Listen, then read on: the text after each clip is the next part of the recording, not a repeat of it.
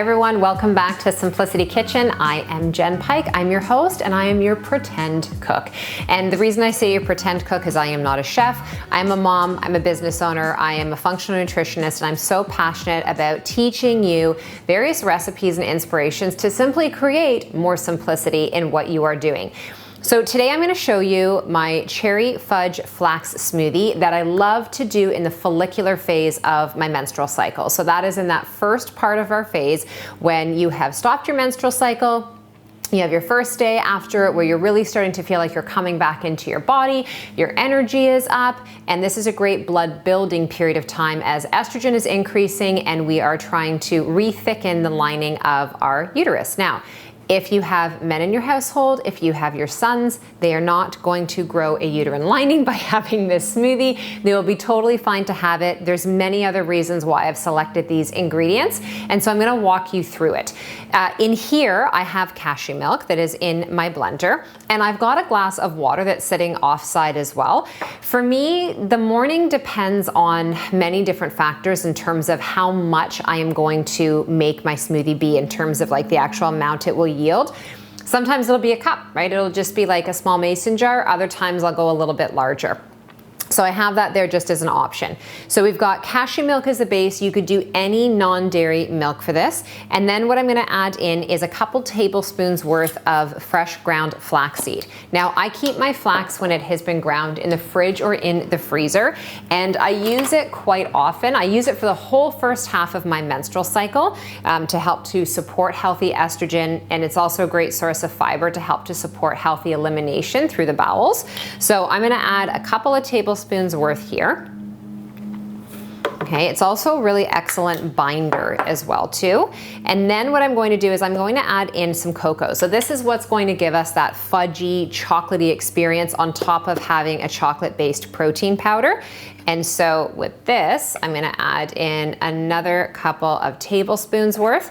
What I love about adding in things like cocoa or cacao is that you're getting a lot of decadent, rich textures and flavor without the sugar. And that's the tricky part, you know, not only as we move through our cycle, but just through our day is if you're choosing a smoothie in the morning that has tons of fruit, and by tons of fruit, what I mean is you put a whole banana, a cup of berries, some mango, and then you've put things in like orange juice or a vanilla flavored yogurt, whether it's dairy or not, you're front loading your day with so much sugar that you're going to create a response in your insulin that's gonna rise and then it's gonna fall. And then your body, once that insulin and blood sugar falls, is not gonna crave vegetables and hummus. It's going to be looking for more of the same. Get me sugar, give me sweetness. So if you can start that morning off, lower level of sugar, higher fiber, higher fat, and higher protein, so much better for your system.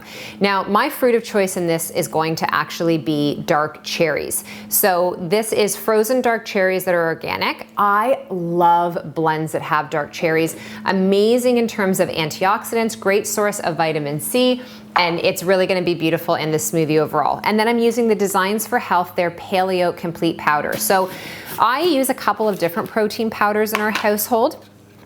This one I really like for people who are suffering from autoimmune issues, can't do a lot of the plant-based protein powders that have a lot of the grains or peas, legumes, those types of things in there. So now I've got all of that in, and this is when I decide if I want to add more water. I take a look at how much I have in there and I think to myself, okay, now for me, I'm just gonna add in a little bit.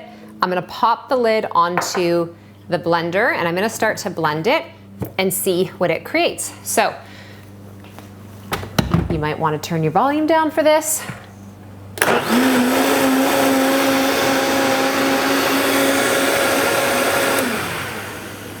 And that is going to be it.